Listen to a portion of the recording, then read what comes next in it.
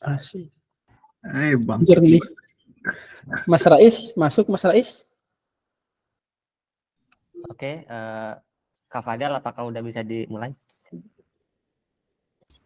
Oke, boleh. Boleh.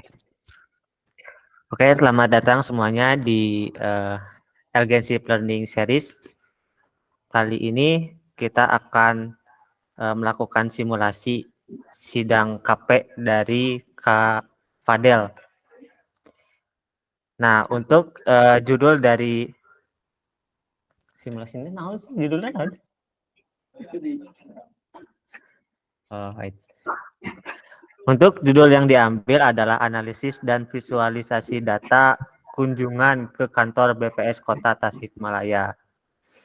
Tanpa berlama-lama, tanpa berbasa-basi, mari kita mulai simulasinya. Saya persilakan Kak Fadel untuk memberikan materinya.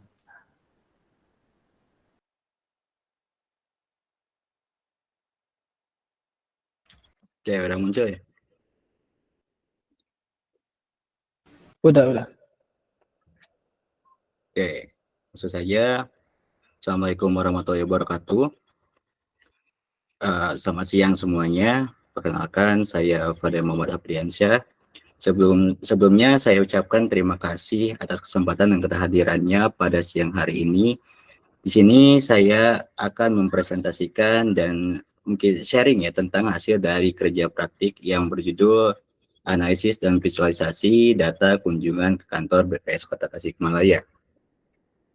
Oke, langsung saja ke materi. Ini Badan Pusat Statistik atau BPS adalah lembaga non-kementerian yang bertanggung jawab untuk melakukan survei statistik serta sebagai produsen data. Tidak hanya itu, BPS juga bertanggung jawab untuk melakukan pencatatan dan mengolah data hasil survei statistik. Kemudian untuk fokus pembahasan pada kerja praktik saya, yang pertama bagaimana pola atau tren kunjungan ke kantor BPS Kota Tasikmalaya. Kedua, apakah ada perbedaan pola atau tren kunjungan ke kantor BPS Kota Tasikmalaya antara bulan-bulan tertentu. Selanjutnya, bagaimana profil pengunjung kantor BPS. Selanjutnya, apa tujuan kunjungan utama pengunjung ke kantor BPS Kota Tasikmalaya. Tidak hanya itu, di sini saya juga memiliki batasan-batasan atau ruang praktik saya. Yang pertama, ada data kunjungan tamu dan mitra yang berasal dari aplikasi kunjungan BPS Kota Tasikmalaya. Lalu untuk batasan periode data-data yang saya gunakan, yang pertama, untuk sistem aplikasi buku tamu atau Sabuta, bulan Februari hingga Juli 2023. Selanjutnya, batasan periode untuk data sistem aplikasi kunjungan mitra atau Sakumit, bulan Maret hingga Juli 2023. Dan terakhir, ada data tersebut diidentifikasi untuk mengetahui pola atau tren kunjungan. Hasil dari identifikasi akan divisualisasikan dengan menggunakan Tableau. Lalu untuk tujuan pembahasan, untuk mengidentifikasi pola atau tren kunjungan, menganalisis perbedaan pola atau tren kunjungan antara bulan-bulan tertentu, mengidentifikasi profil pengunjung dan tujuan kunjungan pengunjung ke kantor BPS Kota Tasikmalaya. Selanjutnya, manfaat pada kerja praktik saya, yang pertama untuk instansi yaitu BPS sendiri, meningkatkan layanan kepada pengunjung, dan meningkatkan wawasan tentang pola kunjungan dan profil pengunjung. Selanjutnya untuk penulis, yang pertama meningkatkan keterampilan analisis data, dua meningkatkan visualisasi data dengan menggunakan Tableau. Selanjutnya, untuk perguruan tinggi, untuk meningkatkan kurikulum dan pembelajaran dengan standar industri.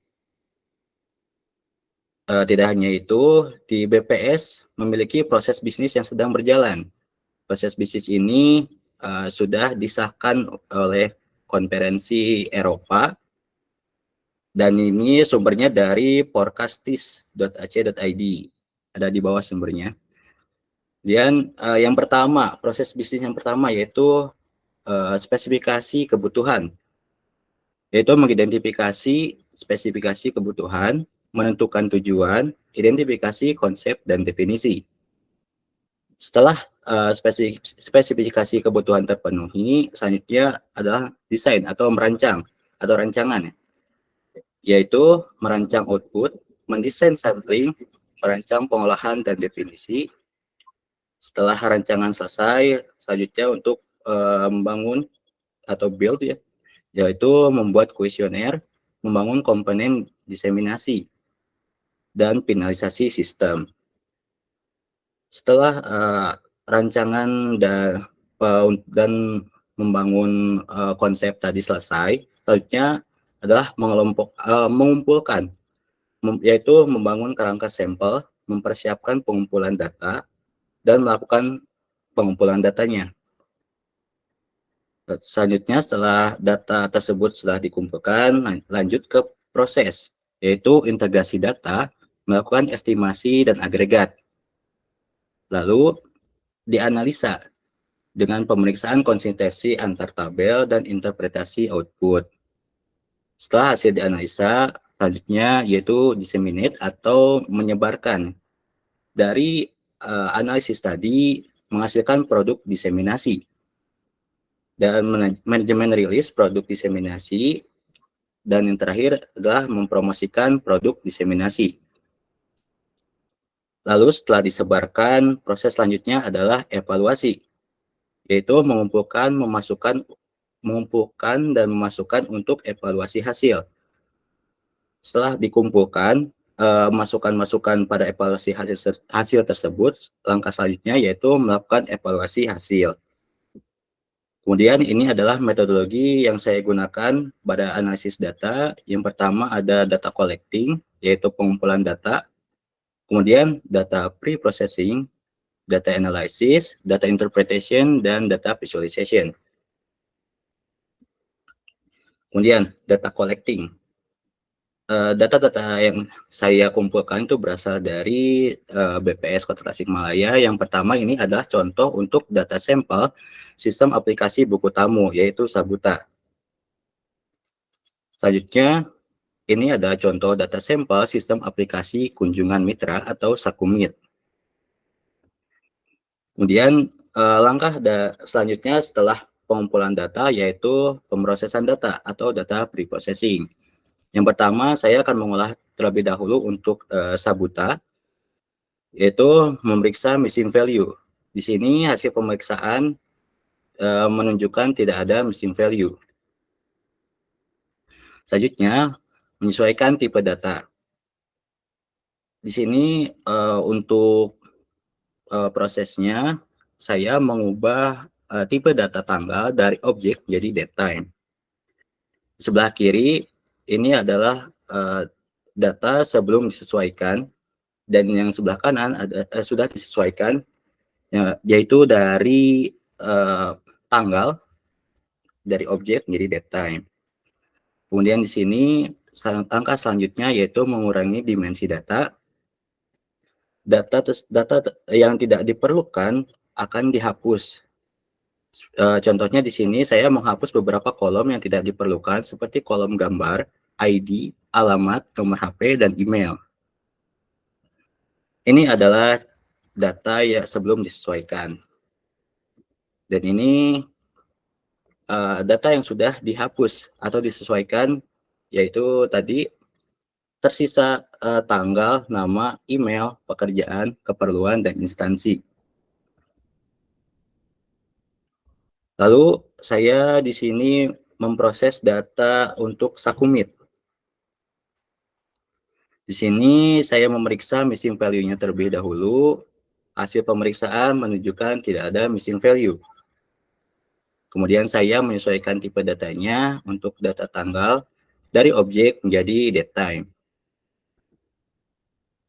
Lalu di sini juga saya mengurangi dimensi datanya. Di sini ada beberapa data yang tidak diperlukan seperti kolom ID, ID mitra, dan gambar.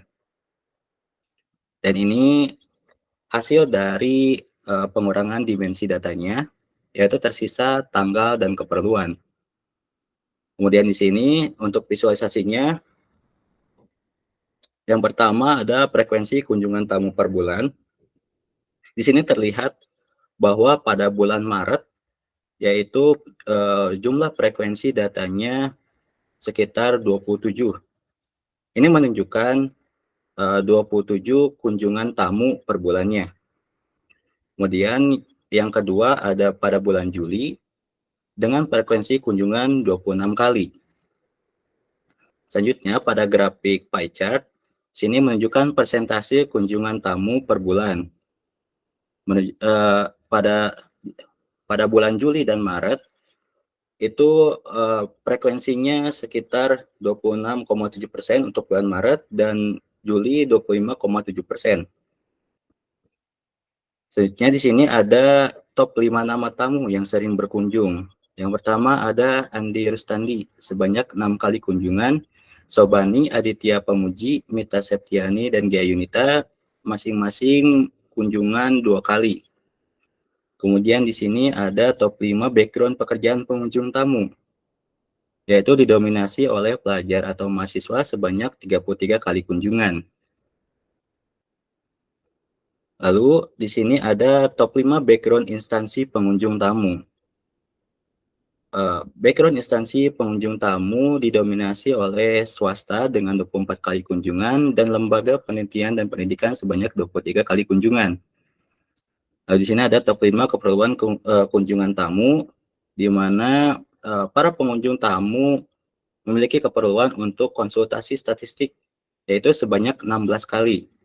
Cek unit komputer sebanyak 5 kali.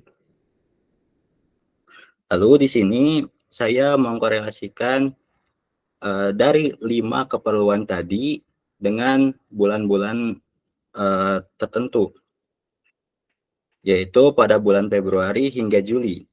Di sini untuk pada bulan Februari, yaitu keperluan konsultasi statistik sebanyak 3 kali. Kemudian pada bulan Maret, keperluannya ada konsultasi statistik sebanyak 4 kali dan kunjungan dinas sebanyak 2 kali.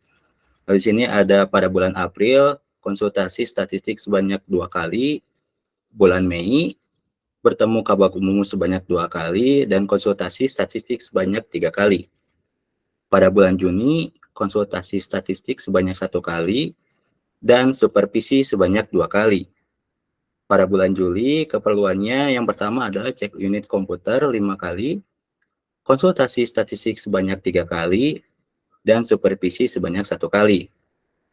Berdasarkan data tingkat kepadatan pada bulan Maret, keperluan yang sering terjadi adalah konsultasi statistik dan kunjungan dinas. Di sini ada visualisasi untuk data Sakumit, yaitu kunjungan mitra. Yang pertama di sini pada bulan Maret, yaitu grafik pada sebelah kiri, frekuensi kunjungan mitra pada bulan Maret sebanyak 1.923 kali, bulan April sebanyak 103 kali, bulan Mei sebanyak 187 kali, bulan Juni sebanyak 87 kali, dan bulan Juli sebanyak 197 kali. Kemudian grafik sebelah kanan, yaitu menunjukkan persentase kunjungan mitra per bulan, yaitu pada bulan Maret sebanyak 77%.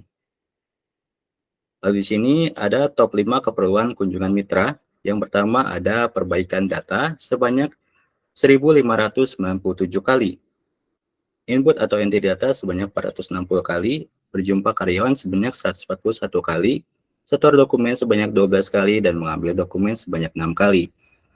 Lalu di sini saya mengkorelasikan lagi top 5 keperluan kunjungan mitra dan bulan-bulan tertentu.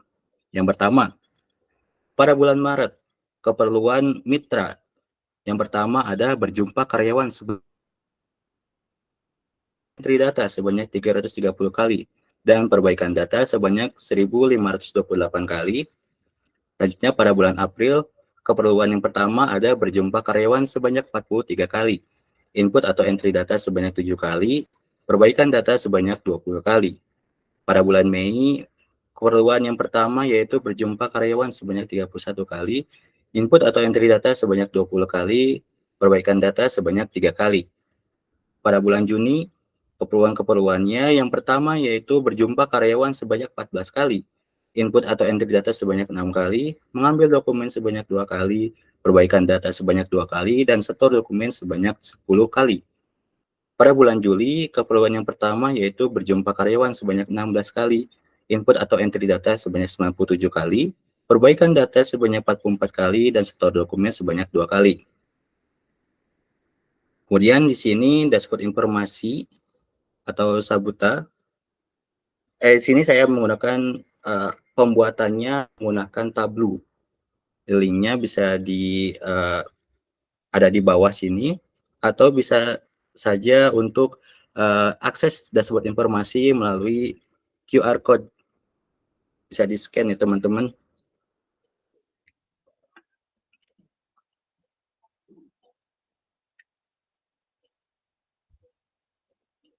Di sini saya coba memperlihatkan untuk dashboard informasi. Yang pertama, di sini ada informasi kunjungan mitra ke kantor BPS Kota Tasikmalaya. Nah, tadi hasil visualisasi yang sudah disebutkan atau dijelaskan itu dikumpulkan dan dibuat dashboardnya. Dan di sini Tableau ini sangat interaktif ya, bisa ketika kita mau klik itu bisa akan muncul keterangan. Oke, selanjutnya jika kita ingin melihat dashboard informasi untuk kunjungan tamu, bisa klik di sini dan otomatis akan berubah tampilannya ke kunjungan tamu.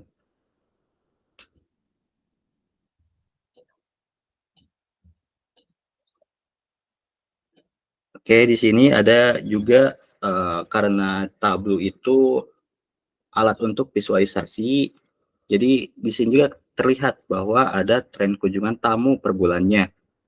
Yang pertama ada Februari, Maret, April, Mei, Juni, Juli. Ini terlihat bahwa pada bulan Maret jumlah kunjungannya sebanyak 27 kali, Februari sebanyak 8 kali, April sebanyak 7 kali, Mei sebanyak 17 kali, Juni sebanyak 16 kali, dan Juli sebanyak 26 kali. Lalu di sini ada tren kunjungan tamu per tanggal. Pada tanggal yang pertama sebanyak 2 kali kunjungan. Kemudian di sini tanggal 3 sebanyak 3 kali kunjungan. Tanggal kelima sebanyak 4 kali kunjungan. Sini bisa dilihat grafiknya. Oke. Ada pertanyaan teman-teman?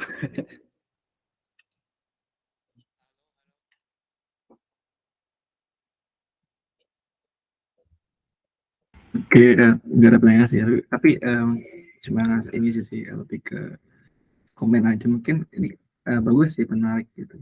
Dari ini kan udah ada, maksudnya dia dari real data ya gitu, dari BPS. Jadi Ya. bukan dummy data. Jadi kayak insight-nya bisa kelihatan gitu dari top 5 user yang mengunjungi ataupun kayak misalnya untuk keperluan background-nya untuk apa-apa gitu.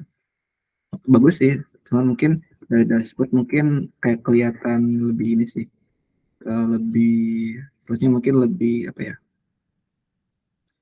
kayak terlalu apa sih, dempet-dempet gitu, mungkin bisa gitu sih buat nextnya mungkin biar lebih lebih baik lagi. Tapi itu sudah insightful sih dari dashboardnya.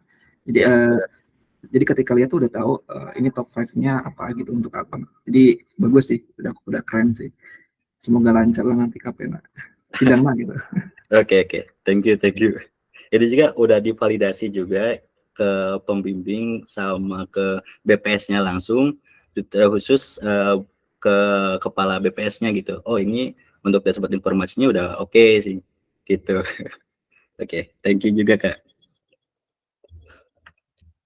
Oke. Yes. Suaraku ada aman.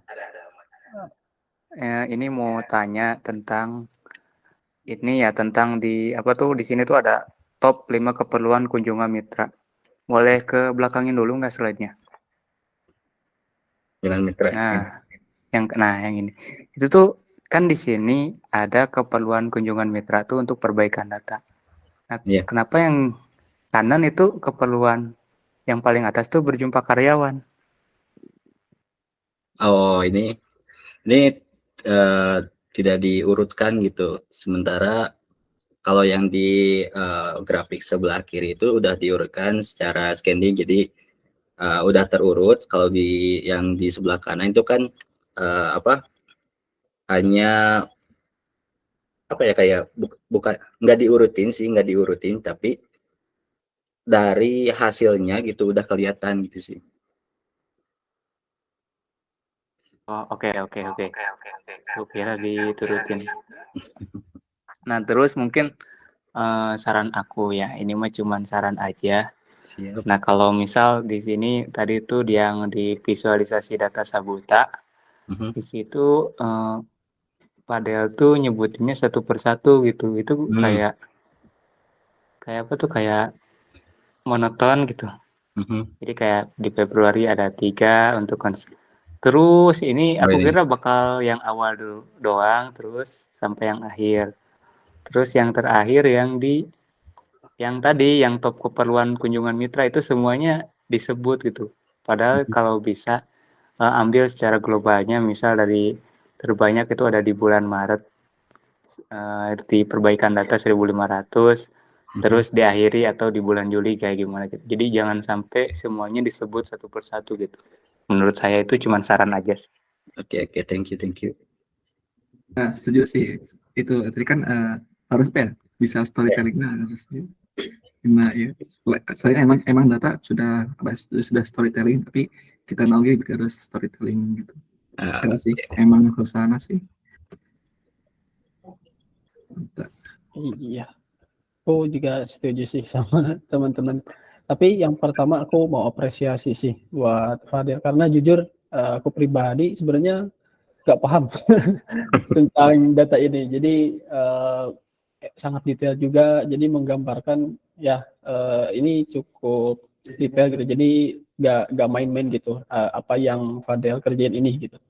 Paling tadi sih ya aku setuju sama Kak Rais dan Kak Diki gitu. Yang mungkin dari storytellingnya nanti ke depannya bisa kita latihan lagi mungkin ke depannya gitu. Jadi nanti Fadal bisa isi-isi lagi, main-main lagi gitu di sini sambil latihan. Jadi kita sama-sama latihan gitu. Kayak aku juga sebenarnya masih belajar, jadi masih terus belajar buat storytelling, dan teman-teman kayak Kak Rais, Kak Diki sama Kang Mutakin juga sering komentarin buat diriku juga gitu. Itu semangat buat KP-nya semoga lancar sih. Jadi kita bisa perbaiki Del di sidang KP nanti, bisa mungkin ada poin-poin yang nanti udah direvisi lah gitu, kayak dari tadi storytellingnya gitu bisa agak diubah-ubah gitu mungkin gimana. Oke. Semangat. Thank you. Sebenarnya nanti ini juga ada slide yang bakal dihapus sih, yaitu yang proses bisnis. Soalnya kan ngejar waktu 10 menit ya buat ketepatan waktu. Nah, nanti jadi dari sana itu butuh proses yang lama buat ngejelasinnya. Jadi itu bakal dihapus kayaknya. I see. Oke. Yang lainnya gimana? Dari kamu Takin barangkali itu lagi stuck ya kameranya stuck. Atau mungkin dari Kang Diki yang lebih itu sih, kalau dari perdataannya, kalau diriku sih sebenarnya kurang mendalami sih, jadi nggak terlalu bisa banyak berkomentar sih, mungkin dari Kang Diki. Tapi ya, kalau ngelihat dari hasilnya gitu, percaya sih ini bukan hal yang sederhana sih. Buat visualisasinya juga itu makan waktu sih lumayan. Yang Mutakin mungkin. Mutakin ini jaringannya tadi lagi coba ganti jaringan.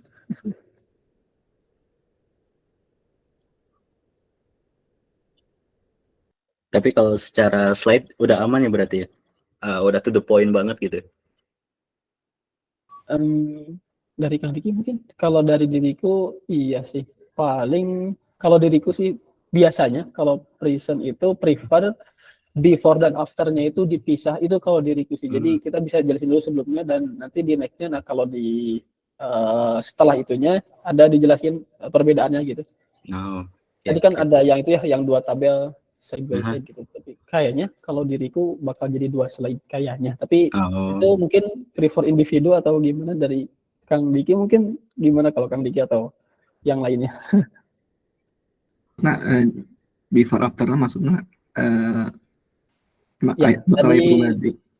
ya tadi kayak tadi misalnya di slide mana gitu ada yang tabelnya itu digabung. Ya kayak gitu. Kayaknya kalau diriku bakal dipisah, tapi kurang tahu juga ya, karena nggak detail di project ini, jadinya kurang tahu better di satu slide atau dipisah gitu. Tapi secara keseluruhan oke sih dia, kalau menurutku. Siap, thank you. Dari aku oke sih. Kalau yang ini sih bisa aja sih kayak gini, karena kalau secara ini juga nggak terlalu banyak yang harus dijelasin sih. Maksudnya nggak ada yang harus banyak poin yang ditulis gitu. Jadi harusnya dari gambar kayak gini pun udah jelas ya gitu, dari perbedaan.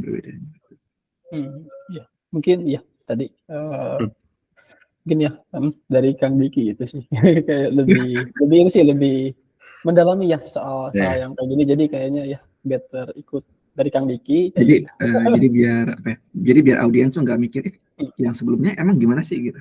Kan set to set itu kan lebih lebih enak. Oh ini kelihatan langsung.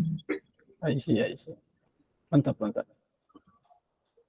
Mungkin dari Bapak moderator ada komentar? Ya, ini sangat kompleks sekali ya presentasinya. Nah, mungkin aku mau tanya di segi dospem kamu nih. Kamu kan KP tuh pasti komunikasi dengan dospem. Nah, ini juga hasil approve dari beliau kan ya. Untuk slide ini apakah nanti emang udah dapat dimengerti oleh beliau atau belum? Menurutmu gimana nih? Oh, kalau untuk secara slide sih betul. Jadi ini konsultasi dulu sih ke pembimbing yaitu Pak Teguh ya. Di sini kalau dari sebelumnya sih nggak kayak gini slide-nya. Jadi saya tuh kayak komunikasinya ke Pak Teguh, misal Pak kalau misalkan poin-poin ini gimana nih, misalkan poin A, B, C, D, oh kata Pak Teguh jangan kebanyakan sih. Nah, terus jangan diambil yang poin A, misalnya jangan diambil poin B, nah gitu. Jadi nanti tuh kayak misalnya dari kita kan banyak gambar nih. Nah, gambar-gambar itu awalnya satu slide. Nah, tapi kata Pak Teguh, oh kayaknya jangan deh, mending disatuin aja. Misalnya kayak gini, yang sebelum disesuaikan sama yang sudah disesuaikan, yang mending disatuin aja, katanya gitu. Oh, jadi ini mah udah hasil diskusi dari sama dospem ya? Iya, udah diskusi juga sih. Oke.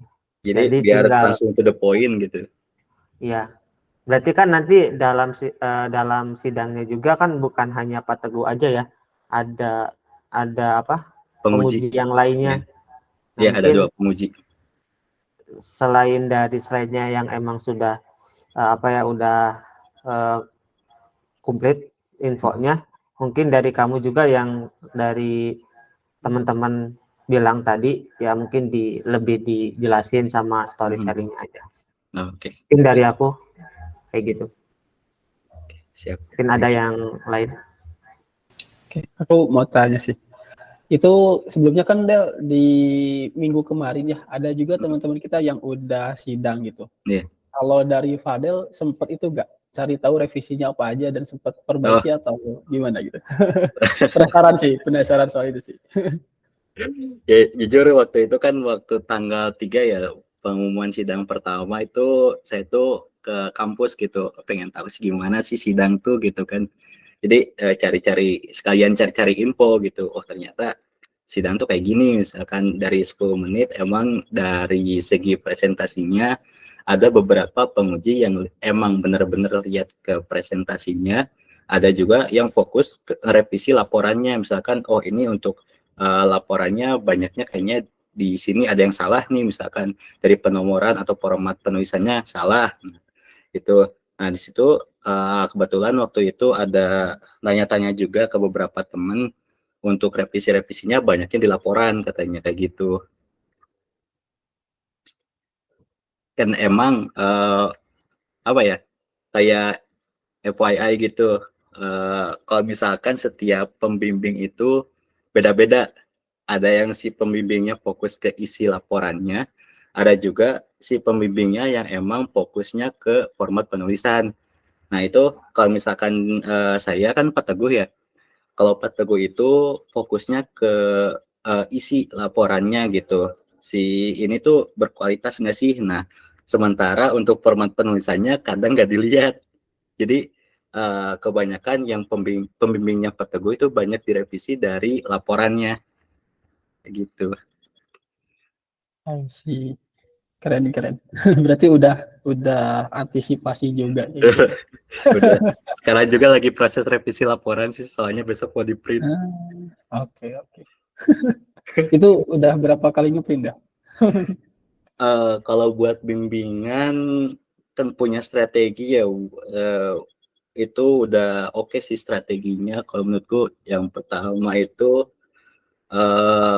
bukan yang pertama, berapa ya, 6 kali revisi, 6 kali ngeprint lah gitu setiap. Jadi kan biar jelas juga ya si laporannya itu, oh ini yang direvisi yang mana, jadi saya itu prepare ke ini aja apa si cetak laporannya gitu. Kan orang lain ada juga yang bimbingannya itu langsung lewat online gitu, atau misalkan nge-share PDF-nya doang gitu, jadi kan itu nggak kelihatan ya kalau PDF si nomornya gimana, si gambarnya jelas atau enggak gitu. Jadi kalau menurutku lebih cocoknya di print aja kayak gitu. Sama ini dia tuh penasaran, ini berarti cari datanya itu minta langsung izin apa gimana dia? Ya, izin langsung. Jadi nggak kayak scraping kayak gitu, bukan? Ini aja ya, kayak sharing aja gitu. Waktu pertama ke BPS juga, pertama itu jadi interview dulu gitu, wawancara. Nah wawancaranya soalnya di lampiran katanya perlu buat dimasukin si wawancaranya itu. Nah terus udah wawancara kan, karena di BPS itu data dan pengolahannya udah terpusat ya dari pemerintah gitu. Jadi ada aplikasi khusus kalau misalkan si datanya udah diinput ke aplikasi tersebut, jadi udah nggak bisa diapa-apain, jadi cuman bisa dilihat kayak grafiknya doang gitu, kayak hasilnya. Jadi karena udah terpusat, jadi saya tuh kayak cari info lagi gitu, kalau misalkan ada data lagi nggak sih yang bisa diolah buat kerja praktis saya gitu. Nah ada dari sistem aplikasi buku tamu gitu, buku tamu kunjungan mitra. Jadi aplikasi kunjungan dari BPS-nya itu yang bikin orang BPS-nya langsung. Jadi di sana si datanya itu udah ada gitu, langsung dari aplikasinya, dari database-nya diekspor gitu. Nah ada beberapa data juga yang emang sifatnya privasi, jadi nggak bisa diolah, dan yang bisa diolah itu hanya Sabuta sama Sakumit. Nah, gitu. I see. Keren. Mungkin dari Kak Fadel ada tambahan lagi atau tidak? Cukup sih. Oke, untuk simulasinya mungkin dicukupkan sekian ya. Terima kasih Kak Fadel telah meluangkan waktunya. Untuk sesi kali ini kami cukupkan sekian ya. Semoga lancar di sidang nanti. Amin. Semoga lulus, tidak ada revisi. Amin. Ya, semangat aja. Keep Siap. going. Thank you. Ya, terima kasih. Assalamualaikum warahmatullahi wabarakatuh. Waalaikumsalam warahmatullahi wabarakatuh. Semangat. Thank you. Sip.